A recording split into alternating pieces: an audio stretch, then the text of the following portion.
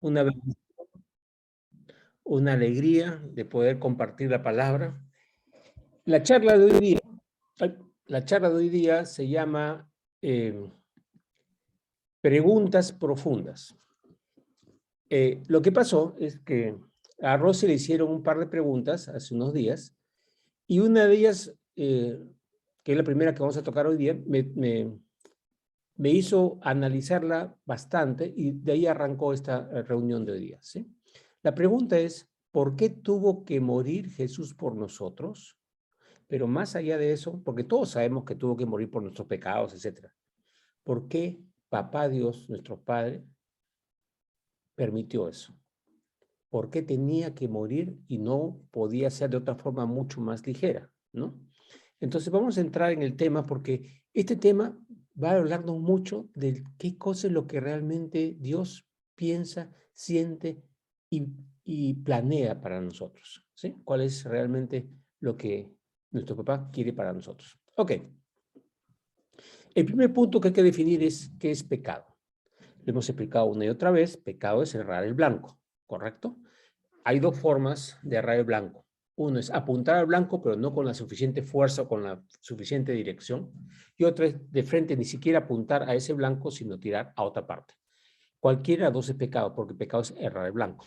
Hay uno con intención de no querer saber nada con lo que es Dios, ¿no? Y otra es no tengo todas las ganas de hacerlo o no tengo todavía la habilidad para hacerlo, ¿no? Pero todos son pecados. Ok. Luego es la magnitud del pecado, que es lo que estábamos hablando ahorita, es qué tan intenso es, qué tanto desprecio o tanto odio, tanta cosa que podemos cargar contra Dios o contra otra persona, ¿no? Ok. Pero el punto principal aquí es contra quién es el pecado. O sea, ¿a quién estamos ofendiendo? Cuando pecamos, a quien estamos ofendiendo es a Dios. Entonces, como estamos ofendiendo a Dios, tenemos que tener muy claro cuánto es lo que vale ese pecado. Y tenemos que comparar. Vamos a comparar primero monetariamente. Si uno, digamos, choca con un carro y rompe el guardafango de otro carro, pagará pues 1,000 soles. Pero si ya digamos, malogra toda la parte posterior y el carro ya no sirve, va a pagar, no sé, 10,000 dólares, 15,000, lo que valga arreglar o comprar el carro, ¿no? Y si mata gente y hace daño, es aún mayor. Si encima estaba con licor o con drogas, va a tener que pagar cárcel, ¿no es cierto? O sea, según el pecado se paga más. O sea, esa es la magnitud del pecado por lo como nosotros lo vemos. Pero cada vez que nosotros hacemos algo en contra de Dios, el pecado es enorme. ¿Por qué enorme? Y ahí vamos a otro ejemplo.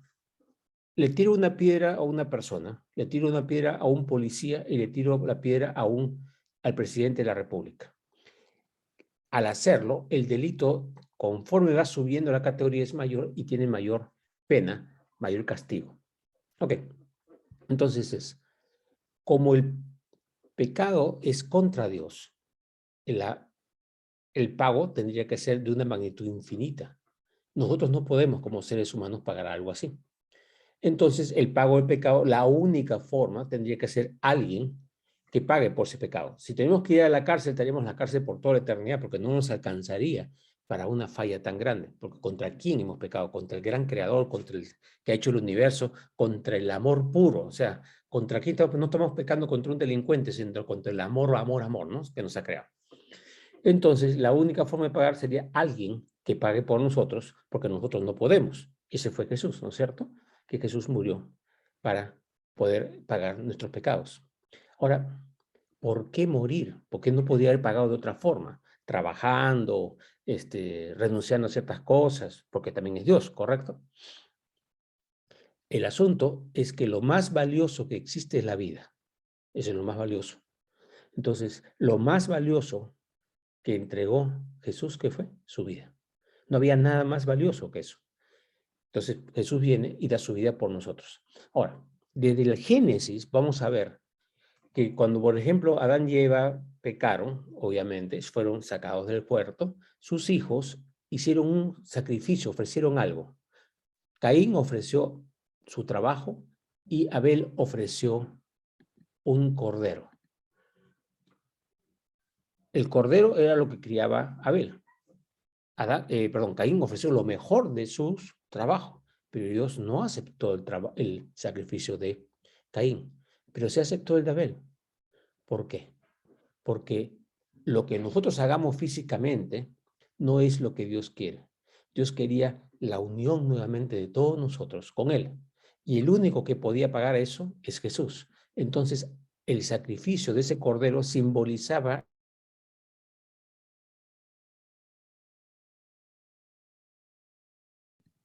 Tito, está sin audio. Y me la acabas de cortar, Rosy. Perdón. No, no te preocupes, ya. Ok, entonces, el sacrificio del cordero, desde el comienzo de los tiempos, era un simbolismo de lo que Jesús iba a hacer. Entonces, que nosotros no podíamos pagarlo, sino que iba a venir un cordero, el cordero de Dios que quita el pecado del mundo. Entonces, desde el comienzo, el plan de amor de Dios era eso. Ahora, porque nosotros no podíamos pagarlo. Perfecto. Ahora, ¿qué significa la muerte? Y ahí está otra cosa. Lo más valioso es la vida, sí. Pero cuando vemos la muerte como el final de todo, ahí es donde empezamos a entrar en trompo nosotros. Pero si nos tenemos conscientes que la muerte es sencillamente un paso hacia otro estado, y como Rosy ha enseñado muchísimas veces, y lo repite una y otra vez, somos seres espirituales viviendo una experiencia física, una experiencia terrenal. O sea, ese espíritu viene. Por eso cuando Dios creó al hombre, dice que sopló sobre él su espíritu, su aliento de vida, y fue el hombre un alma viviente. O sea, un cuerpo con espíritu de parte de Dios, ¿correcto? Y cuando el cuerpo muere, el espíritu sigue vivo. Y ahorita vamos a revisar eso con más cuidado. Entonces, la muerte de Jesús no era perderlo a Jesús, ¿correcto? Nuestro Padre Celestial, Jesús, sabía lo que fue para él, lo que sintió Jesús como ser humano, de dar todo por nosotros, lo hizo ¿por qué? Por amor. ¿Se acuerdan? Hebreos 12 dice, por el gozo puesto delante de él, sufrió la cruz y menospreció el oprobio. O sea, pasó por la prueba por amor, sencillamente por amor. ¿Y por qué papá lo permitió? Porque sabía que esa era la forma como realmente todos, el universo, la creación, podían entender qué tan importante somos cada uno de nosotros para nuestro Padre, que no escatimó ni a su propio Hijo. Así el versículo.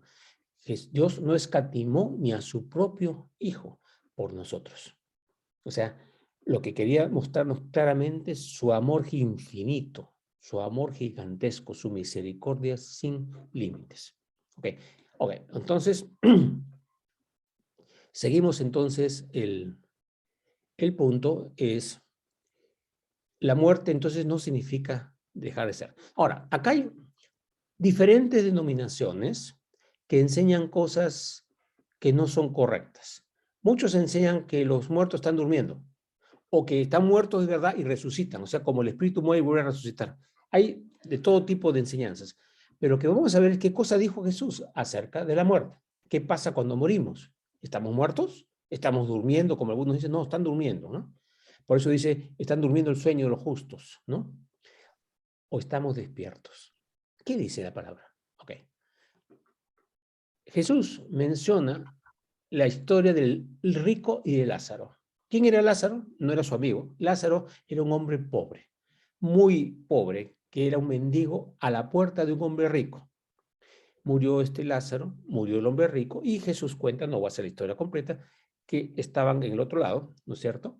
El hombre pobre estaba en los brazos, en el seno de Abraham, con Abraham, y el hombre rico estaba en un sitio de castigo. Este hombre rico lo mira y lo ve a Abraham, o sea, está mirándolo, y le dice, Abraham, manda a Lázaro que me traiga agua. Y esto hay una conversación después.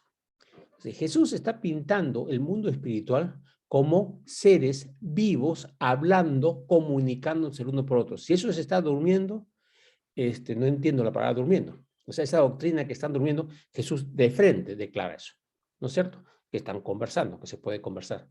Ok, siguiente, el siguiente en Lucas también, en otro pasaje completamente diferente, cuando los saduceos estaban discutiendo contra Jesús, los saduceos enseñaban que no había vida después. Te morías y ahí se acababa. En cambio, los fariseos enseñaban sobre la resurrección, que estaba mucho más correcto. Y los corrige Jesús a los saduceos diciéndoles, Dios no es Dios de muertos, es Dios de vivos. Eso está en Lucas 20:37. Es Dios de Abraham, de Isaac y de Jacob. Está diciendo, Dios no es Dios de muertos, es Dios de vivos. O sea, están vivos. Y habla de Abraham, de Isaac y Jacob. Se está diciendo, están vivos. En otra parte, vemos en Lucas 9 también, vemos la escena en que están solos Jesús, Pedro, Juan y Andrés, su hermano de Juan, y se les aparece la transfiguración. ¿Y se aparece quién? Elías y Moisés. ¿Y qué hicieron Elías y Moisés? ¿Estaban ahí echados durmiendo la siesta? No, estaban conversando con Jesús. Y estaban los apóstoles, pero ¡uy, qué maravilla! Está Moisés, está Elías, vamos a hacerles unos tabernáculos para que estén acá. Ya. ¿Cómo estaban? Vivos. ¿Estaban durmiendo muertos? No. O sea, vamos viendo que las 3 veces que Jesús habla de esto, las 3 declara que están vivos. Lo describe de diferentes formas, ¿correcto? Ok. Y ahora, dice, bueno, después de Jesús, ¿a dónde estuvo Jesús 3 días? En 1 Pedro dice, Jesús fue a predicar estando muerto a los espíritus cautivos. O sea, los 3 días Jesús, ¿qué hizo? Fue a predicar. O sea, no se fue a dormir, ¿no es cierto? ¿Y los espíritus cautivos qué estaban? ¿Durmiendo? No, estaban escuchando. ¿Por qué? Porque Jesús le fue a predicar. Entonces no estamos durmiendo en el mundo del espíritu. Esos son los muertos que Jesús fue a predicar, ¿no es cierto? Muertos no significa que no están vivos. Muertos significa que nuestro cuerpo físico falleció, no nuestro cuerpo espiritual. Y la siguiente está en Apocalipsis 6, cuando vemos una escena que está descrita, que es el tiempo de la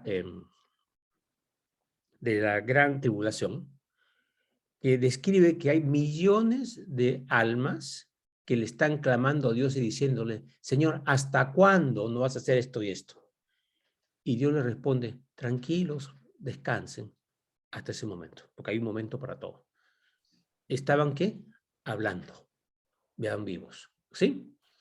Y una más para describir que los espíritus están vivos, los espíritus humanos, es en Apocalipsis 19, en que Juan ve un espíritu y se arrodilla, se postra delante de él, y el espíritu dice, no, no, no, no, no te arrodilles delante de mí. Yo soy un consiervo tuyo que sirvo a los profetas, consiervo tuyo. Soy de tu misma especie, o sea, ser humano que está haciendo un trabajo para el Señor. No todos hacen el trabajo de llevar mensajes, son diferentes. O sea, en otras palabras, el mundo espiritual, los espíritus no están durmiendo.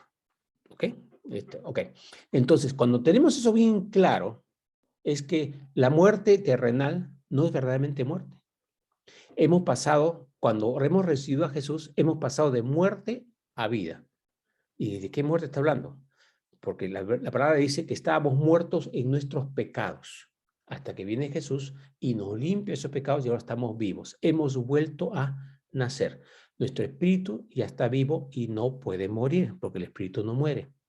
La carne va a desaparecer hasta que regresemos en espíritu, si es que nos toca regresar, o si Jesús viene ahora en el arrebatamiento, nos llevará, ya veremos cuándo es eso. Pero regresamos y vamos a tener cuerpos como cuerpos semejantes a lo que Cristo tuvo cuando resucitó. O sea, es un cuerpo no corruptible. El que tenemos ahora es un cuerpo corruptible.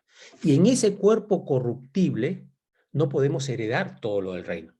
Entonces, con el cuerpo incorruptible, fíjense, es en el momento que sea el arrebatamiento, los muertos en Cristo resucitarán con esos nuevos cuerpos y lo que estemos vivos en ese momento, nuestros cuerpos cambiarán a estos cuerpos especiales y son llevados con el Señor, ¿no? Y todos juntos, ¿qué somos? Somos la iglesia de Cristo, que es la esposa. ¿Y cómo describe la Biblia a Cristo de su esposa? Cristo la cabeza y el cuerpo, ¿qué? La esposa. O sea, todos juntos, con el mismo tipo de esencia y naturaleza de Cristo, vamos y nos sentamos con Cristo al lado del Padre. Por eso dice la Biblia, ¿no sabéis que van a juzgar ángeles? No es que yo voy a juzgar ángeles, ni tú vas a juzgar ángeles, sino como cuerpo de Cristo, con Cristo a la cabeza, vamos a juzgar ángeles, ¿sí? Como el ser, ese cuerpo completo que Dios quiere para nosotros. Es increíble, ¿no? Entonces, cuando piensas, ¿por qué hizo ese sacrificio del Padre? Porque que sufra tu hijo te duele, por supuesto. Entonces, por el grado de amor que tiene por nosotros. Está el versículo Juan 3:16 que dice, de tal manera, miren, no es mucho, no, de tal manera amó Dios al mundo, o sea, es algo increíble, de tal manera amó Dios al mundo que ha dado a su Hijo Jesús para que todo aquel que en él crea no se pierda, mas tenga vida eterna. Entonces, está hablando todo esto de la muerte, no es, pucha, que Dios es malo, no, es una misericordia, un amor, una cosa increíble hacia ¿quién? Hacia nosotros. Entonces, acá viene la gran pregunta, ¿por qué nos preocupamos? Si nuestro Padre Celestial nos ama de tal manera que hizo el sacrificio más grande que podía hacer por nosotros y está velando, nunca nos va a separar de nosotros, etcétera, etcétera, etcétera. Entonces, ¿por qué nos preocupamos? Él nos ha dado manifestaciones enormes de su amor y de su cuidado. Entonces, cuando viene un problema, una dificultad, tú le dices, peanuts, como dicen en inglés, peanuts, o sea, tonterías. Una tontería comparado con el poder de Dios y en lo que Él quiere darnos y cómo nos quiere cuidar y cómo nos quiere guiar. Y ahí está nuevamente una pregunta más. ¿Para qué hizo Dios el mundo? ¿Para qué hizo Dios el universo? Hizo el universo, ¿correcto? Y puso la tierra. Hizo todo lo que hay en la tierra, animales, etcétera, etcétera. Y al final nos creó. ¿Y qué dijo? ¿Para qué nos puso? Para gobernar, para dirigir, para sojuzgar la tierra. O sea, el plan de Dios es que sus hijos puedan dirigir este proyecto de la creación. Luego viene nuevamente, por supuesto, la siguiente etapa, que es cuando haga nuevos cielos y nueva tierra para sus hijos y todo lo que viene por delante, que eso es otro tema por completo, pero es gigantesco lo que Dios quiere para nosotros. Por eso es que paga ese precio. Tú pagas un precio tan alto porque lo valoras. Entonces, eso es cuánto nos valora Dios. Entonces, el sacrificio de Cristo es para mostrarnos cuánto nos valora Dios. No es bueno, pues ya tengo misericordia, pero ya pobrecito, pues vamos a dejar que entre. No, no. Es con el objetivo de entrar con todas las garantías y con todos los títulos y con todo el poder y para que nos use para lo que Él tiene planeado, lo más grande que puede haber. Hermosísimo, ¿no? Ok. Pero ¿para qué nos ha traído aquí a la tierra? Ese es el otro punto. En 1 Pedro, capítulo 2, versículo de 10 al 11, dice, Pedro está hablando a todos nosotros, dice, nosotros, que en otro tiempo no éramos pueblo, cuando no recibimos todavía a Jesús, no éramos pueblo de Dios todavía, ¿no? Pero que ahora sois pueblo de Dios, lo somos, que en otro tiempo no habíais alcanzado misericordia, pero ahora habéis alcanzado misericordia, o sea, por medio de la sangre de Cristo hemos alcanzado misericordia. Nos dice, amados, amados, yo os ruego, punto importantísimo, yo os ruego, como a extranjeros y peregrinos, que os abstengáis de los deseos carnales que batallan contra el alma. Lo que está diciendo es, nos pide como a extranjeros y peregrinos. O sea, lo que tenemos que tener es bien claro. Acá, este mundo no es nuestro hogar. Somos extranjeros acá y somos peregrinos porque estamos de paso. Si acá estamos pensando en qué casa voy a tener, en cuánta plata voy a tener, cómo voy a vivir de mayor, qué viajes voy a hacer. Es lindo que tengamos una casa, es lindo que viajemos, que nos divirtamos, que la pasemos bien, sí, pero no debe ser jamás nuestro centro. Por eso nos dice, los pido como a extranjeros y peregrinos, que nuestro corazón tenemos que tener bien claro. Ahora, tú dices, oye, eso es muy difícil. Piensa en cualquier embajador que viene a nuestro país, un embajador ruso. Viene acá y va a disfrutar, por supuesto, va a disfrutar de nuestra comida, nuestros bailes, del clima, de la playa, de lo que quiera disfrutar acá, ¿sí? Pero ¿en qué momento él deja de ser ruso? Él vino con un objetivo, y su objetivo es mostrar a su tierra, a su país, acá, y representarlo. Entonces, si nosotros podemos estar acá en la tierra y disfrutar de las cosas que Dios nos da acá mientras estamos trabajando para Él, pero con la conciencia de que no somos ni peruanos, ni chilenos, ni americanos, ni rusos, ni chinos, ni nada, sino somos ¿qué?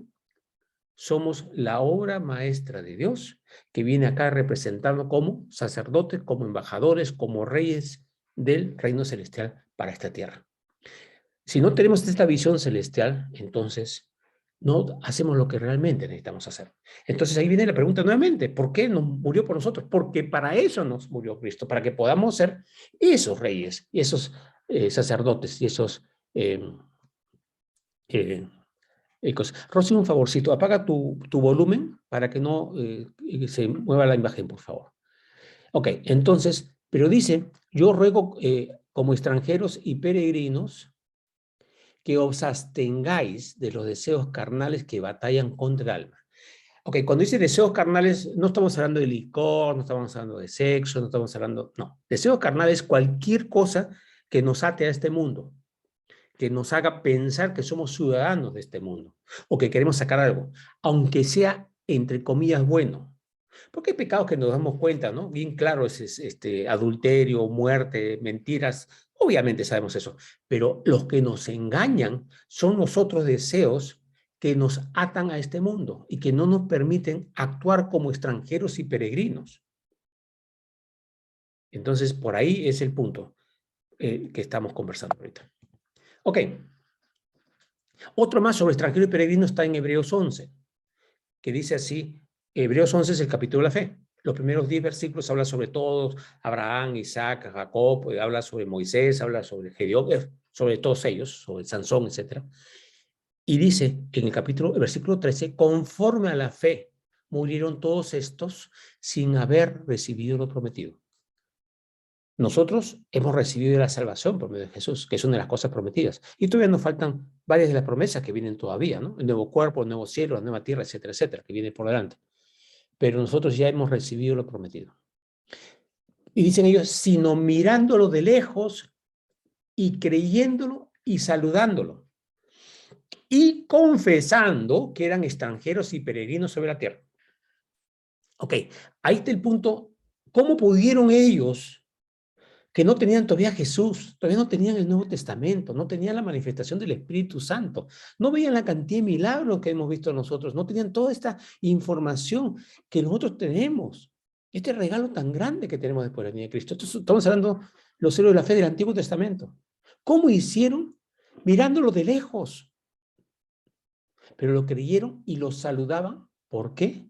Porque confesaban que eran extranjeros y peregrinos en la tierra. ¿Cuánto más nosotros ahora, que ya tenemos a Jesús, que tenemos el Espíritu Santo en nosotros, debemos estar confesando que somos extranjeros y peregrinos? Eso es algo que debemos repetir continuamente en nuestra vida, ¿ya? Porque, dice el versículo 14, los que dicen que son extranjeros y peregrinos, claramente dan a entender que buscan regresar a su patria o buscan una patria, porque esta no es nuestra patria, nada de acá. Otra vez, no soy ciudadano del mundo. Por eso Jesús, cuando oró por sus discípulos y por sus apóstoles, ¿se acuerdan? En el Evangelio de Juan dice, yo te ruego por estos, no para que los saque del mundo, sino para que los guarde del mundo, porque no son del mundo. O sea, nosotros no somos del mundo. Palabras de Jesús, no somos del mundo. Nos va a sacar del mundo hasta que sea el momento que salgamos para ir al reino celestial, pero no somos del mundo, pero debemos guardarnos del mundo. ¿Qué es guardarnos? Estar atentos a que el mundo no nos engañe. Porque el mundo pasa y sus deseos, pero el que hace la voluntad de Dios permanece para siempre. Ok. Y nuevamente sigo con el versículo 15 de este versículo de Hebreos que dice, pues si hubiesen estado pensando en aquella de donde salieron, ciertamente tenían tiempo de volver. Está hablando de ellos ahora de Egipto. Cuando salieron de Egipto, muchos de los que estaban ahí en el Sinaí, en el desierto, decían, regresemos allá porque ahí teníamos puerros, teníamos carne, teníamos pescado. Eran esclavos que vivían hasta el perno, pero ante cualquier circunstancia no tenían la fe. ¿Qué cosa querían? Querían regresar. Pero estos héroes de la fe no, porque estos, si hubieran estado pensando en aquella donde salieron, ciertamente tenían tiempo de volver. Y no lo hicieron, con diferencia de los otros que quedaron en el desierto. Dice, ¿por qué? Porque anhelaban una mejor. Y ahí es lo que tiene que ser el anhelo de nuestro corazón. Mi anhelo es irme con mi Señor y mientras estoy acá, hacer lo mejor que pueda, como su rey, su sacerdote, su embajador, su hijo, para representar el reino de Dios aquí en la tierra, porque anhelamos una mejor, esto es celestial. Y dice, por lo cual Dios no se avergüenza de llamarse Dios de ellos, porque les ha preparado una ciudad. Dios ya nos preparó una ciudad, dice. Si hay una ciudad celestial que nos ha preparado. ¿Cómo sabemos que ya está preparada? Porque Jesús le dijo a sus apóstoles, yo me voy a preparar lugar para ustedes, porque donde yo voy, ustedes van a estar conmigo. ¿A quién se lo dijo? A sus apóstoles. Entonces, ¿y qué dijo después? Que lo mismo que íbamos a creer por medio de la palabra de ellos, éramos parte de su familia. Entonces, para todos sus hijos, para todos los hijos del Padre Celestial, nos ha preparado una ciudad. Entonces, ¿qué estamos anhelando? Esa ciudad. Cuando mantenemos esa visión es cuando nos ayuda muchísimo más. Ok, todo ese tema era sobre la muerte. Y ahora un tema más chiquitito, que dice, dime a qué le temes y te diré quién es tu Dios. Dime a quién le temes y te diré quién es tu Dios. Ok. ¿Quién no teme o quién no tiene preocupaciones? Nadie. Pues, todos los seres humanos caemos en el temor y en la preocupación.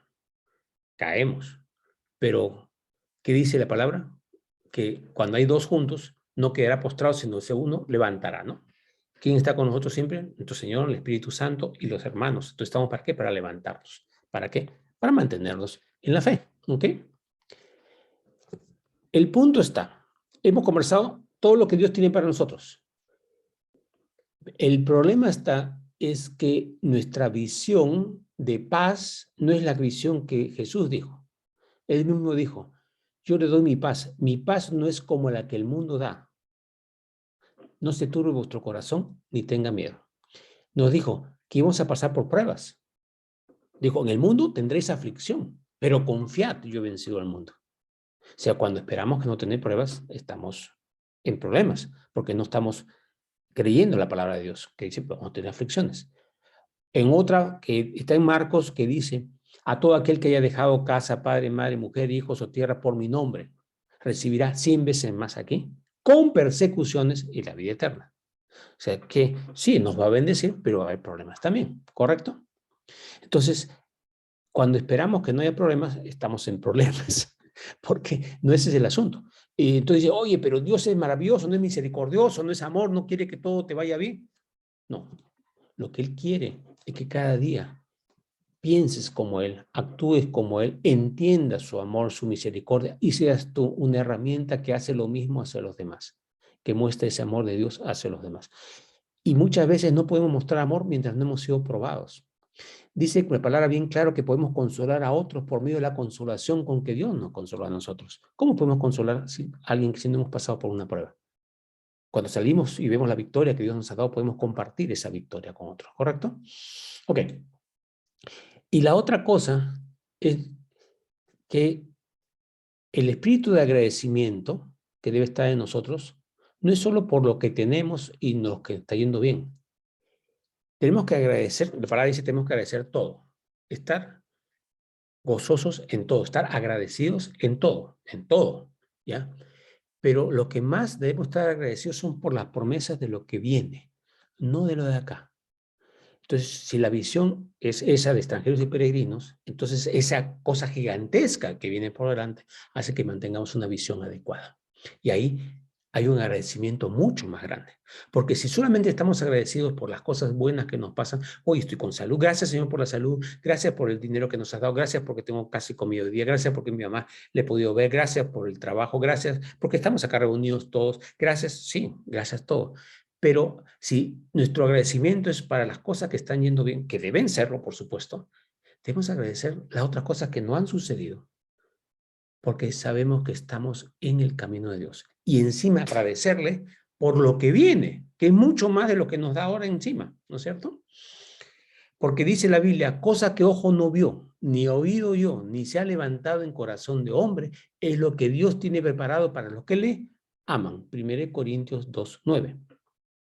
Entonces es mucho más lo que viene. Entonces ya estoy agradecido por eso. Y Jesús fue clarísimo. Yo estaré con vosotros, ¿cuándo? Todos los días hasta el fin del mundo. Y a veces la gente dice, oye, es que no lo siento a Dios. ¿En qué momento Jesús dijo que te ibas a sentir? Él dijo que iba a estar contigo. ¿Lo sientas o no lo sientas? Podemos sentir su espíritu, podemos sentir su presencia por momentos, depende de cómo estamos en oración, en alabanza. El Señor nos manifiesta cosas, por momentos sentimos su presencia, pero el no sentirla no significa que no está. Entonces, cuando esperamos las sensaciones y las emociones para poder estar en gozo, es algo que nos va a hacer sufrir.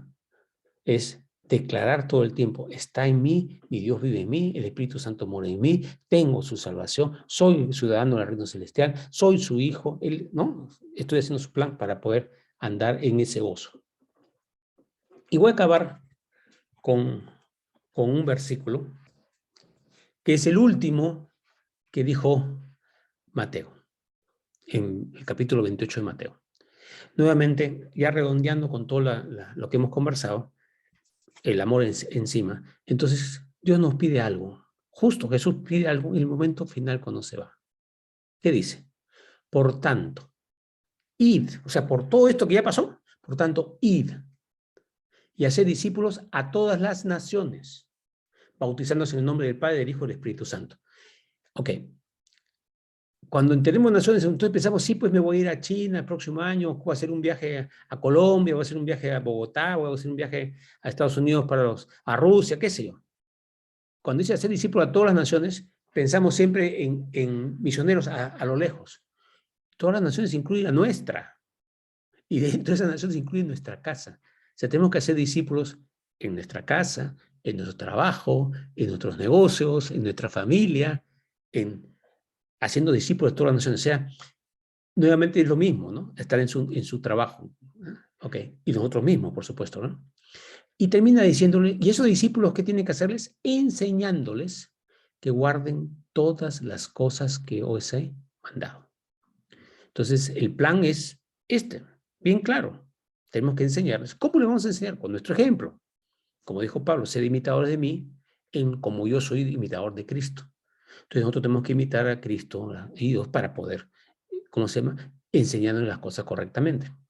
Y aquí, yo estoy con vosotros todos los días hasta el fin del mundo.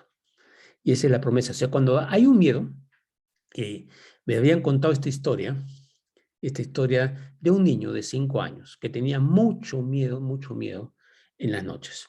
Entonces, su mamá le dice pues, que tenía, cuando se pasaba a la cama, ¿no? Y el niñito le decía, es que tú duermes con mi papá, pues yo duermo solo, en mi cuarto. Entonces no es justo. Bueno, tenía un punto el niño, ¿no?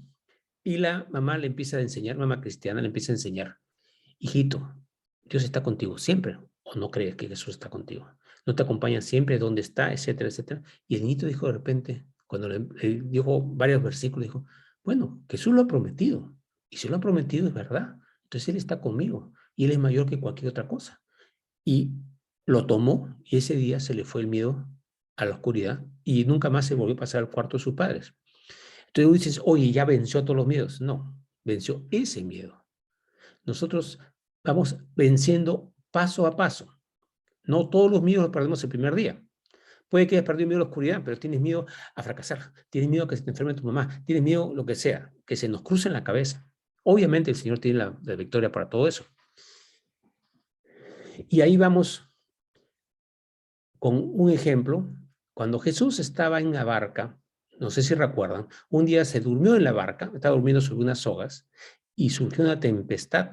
Y una tempestad de tal motivo, de tal magnitud, que las olas parecía que iban a inundar la barca y se iban a ahogar. Entonces los apóstoles, los discípulos lo despertaron y dicen, Señor, Señor, despierta, ¿no tienes cuidado de nosotros? Se levanta Jesús y dice, ¿qué tienen ustedes, hombres de poca fe? Y ordenó al viento que pasara, la lluvia, y se dio todo, ¿no? Y los otros, pues, ¿quién es este que hasta el viento, la lluvia, le obedece, ¿no? Jesús dijo, ¿qué tienen ustedes, hombres de poca fe? Ok, vamos a esto. ¿Jesús estaba con ellos? Sí. ¿Se fue en algún momento? No. Claro, estamos hablando de un Jesús físico, ¿no? Entonces, ¿cómo lo veían ellos en ese momento físicamente a Jesús? Durmiendo. Ahora, vamos con nosotros en nuestra vida diaria. Cuando pasan ciertas cosas y no están saliendo como nosotros queremos, podemos sentir como que Jesús no nos ha escuchado y no nos está protegiendo, como el Espíritu Santo no nos está guiando, y nos sentimos como, nos vamos a inundar. Y ese ejemplo es para que recordemos, Él está siempre. Ahora, nosotros en nuestros ojos físicos lo podemos ver como durmiendo, pero no está durmiendo. Jesús no duerme nunca. Sus ojos y sus oídos están atentos a nuestras oraciones. De nuestro Padre Celestial, ¿no? Atentos totalmente. Siempre está observándonos, guardándonos. Las 24/7 y todos los días del año, todo el tiempo. Como eso digo, estará con nosotros todos los días hasta el fin del mundo. Entonces, ahí hay un punto del temor. Es cuando sentimos que no está Dios o no sentimos que está. Y el asunto es, no es por sensaciones. Y una de las cosas que nos hace perder mucho el miedo es, oye, ¿Él está conmigo? Señor, ¿tú estás conmigo? Entonces, eso nos ayuda mucho a vencer los temores. El otro temor es, no voy a poder ser, no soy capaz de lograr tal cosa. El Señor no te va a pedir un trabajo que tú no eres capaz. Porque dice claramente que mandará juntamente con la tentación la salida para que podamos resistir. O sea, cada vez que hay una prueba, Él va a mandar la salida. Y no te va a poner una situación en que tú no puedas. A mí no me va a poner, pues, en la ópera, en este momento, a cantar una aria, porque no tengo voz para eso. De repente me dices en un tiempo, o por milagro podría hacerlo, pero no tengo la capacidad, no me pone para eso, ¿sí? Entonces, como dice Eliana acá, Dios está conmigo y está el control. Está el control cuando lo dejamos, el control. El asunto es cuando no le dejamos el control y cuando nosotros empezamos a tambalear. ¿Sí? Ok, voy a orar y pues entramos en conversación. Gracias, Padre Santo, por tantas cosas que nos das. Gracias por estas palabras que tú nos has compartido por medio de la Biblia, que es una palabra eterna, como dices, el cielo y la tierra pasarán, pero mis palabras no pasarán. Señor, lo recibimos en este momento y oramos para que esto se haga carne en nosotros, para que podamos vivir como lo que somos, tus reyes, tus reinas, tus hijos, tus mensajeros, el motivo y razón por la cual tú diste tu vida, y el motivo y razón por que nuestro Padre Celestial, a pesar del dolor que tuvo, te entregó para nosotros. Lo pedimos en el nombre de Jesús. Amén y amén.